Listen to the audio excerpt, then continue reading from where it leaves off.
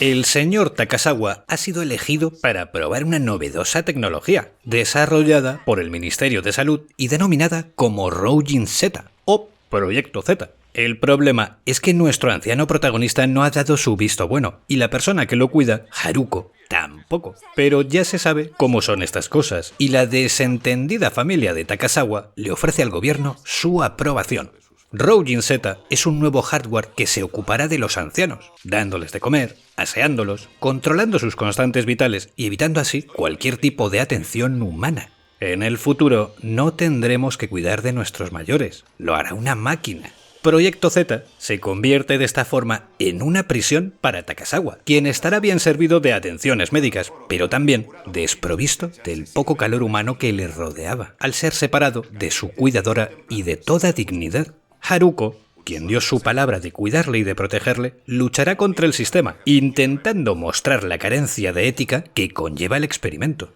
En determinado momento, el octogenario, ya ingresado en un centro gubernamental, logra ponerse en contacto con Haruko, quien, con la ayuda de los ancianos de la residencia donde trabaja, logra contactar y animar al señor Takasawa. Pero, para contactar con él mismo, los piratas de la tercera edad, al lorito con esto, desarrollan un software que emula la voz de su difunta esposa, en principio, solo para animarle. Y es aquí, en este punto, donde empieza realmente la película, cuando Roujin Z se ve poseído por el alma de la mujer. Veréis, nos encontramos ante una película para nada usual, donde la crítica base es el valor de la tercera edad y sus amplios conocimientos, además de la importancia que tiene la dignidad para cualquier ser humano.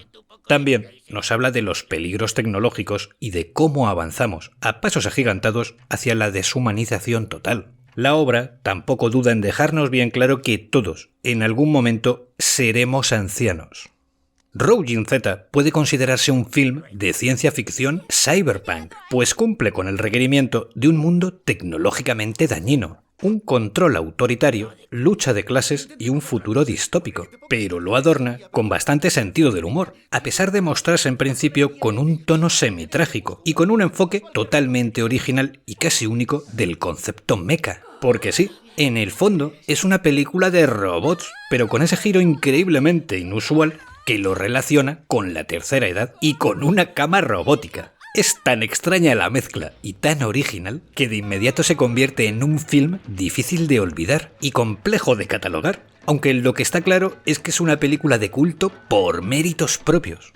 El guión está firmado por el inigualable Katsuhiro Tomo, padre de Akira, y la dirección la lleva Hiroyuki Kitakubo, quien fue responsable del corto A Tale of Two Robots y quien también trabajó en el afamado film de Otomo. Solo con estos dos nombres ya se podría entender la calidad de la cinta, pero es que el diseñador de personajes es Hisashi Eguchi, quien se inspiró en su mujer para crear el retrato de la difunta esposa del señor Takasawa, y el director de arte fue el tristemente fallecido Satoshi Kon, a quien se puede recordar por obras maestras como Paprika, Magnetic Rose, Tokyo Godfathers, tremenda esta última, o Perfect Blue. Para finalizar con los implicados, y redondeando en un elenco de artistas casi sin parangón, debemos añadir que Takeshi Honda se encargó de la animación, cuyo trabajo más significativo, desde mi punto de vista, es Ghost in the Shell. Así pues, nos encontramos ante una película de animación con un acabado y un diseño excepcional, mencionando que no hace uso de la tecnología digital, siendo un producto artesanal al 100%. Todo en la cinta es bastante meritorio, aunque jamás llega a las cotas de calidad de los films más significativos del personal antes nombrado, y entiendo que por una cuestión de presupuesto. Es magnífica, pero se deja notar que contó con restricciones económicas. Roujin Z fue lanzada al mercado japonés en 1991, llegando casi 4 años después a Europa. Actualmente se puede encontrar en Blu-ray y DVD, siendo de las pocas películas manga realmente remasterizadas. No encontraréis ni una mota de ruido y se muestra con un colorido y definición que es excepcional. Es una película recomendada para gente con inquietudes mentales, pues es un film tranquilo, relativamente, y con mensaje. Aparte de esto, encontraremos humor e incluso acción, así que no penséis en un entretenimiento puramente cerebral, pero enfocarlo como una obra que está más cerca del cine de autor que del cine comercial. Desde mi humilde punto de vista, es una de las películas cyberpunk más originales que se han realizado nunca. No recuerdo ninguna otra con un protagonista anciano encamado durante todo el film, y es un relato de ciencia ficción extraordinario y con un mensaje a tener en cuenta. Aunque hay mejores escenas y frases más significativas, mi favorita, sin duda alguna, es aquella en la que el líder de la investigación, persiguiendo al señor Takasawa, que huye encamado bajo el control de su cama robot por el espíritu de su esposa, joder, qué disparate más increíble, le dice al piloto del helicóptero en el que se encuentra: ¡siga esa cama! ¡Siga esa cama!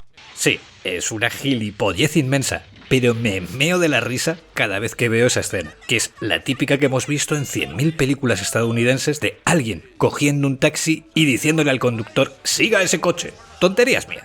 En fin, dadle una oportunidad, porque aunque pueda no gustaros, como mínimo os va a sorprender su planteamiento. Y como siempre os digo, gracias por vuestra atención y por vuestro tiempo. Nos vemos en el siguiente vídeo. ¡Saludos! ¡Y seguid a esa cama!